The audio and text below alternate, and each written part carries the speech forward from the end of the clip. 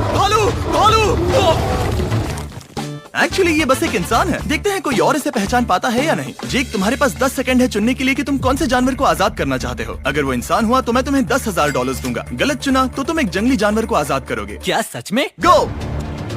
Oh my god! कौन सा जानवर? तुम्हें लगता है एक इंसान है। 6 सेकंड में मैं किसी को आजाद करूंगा।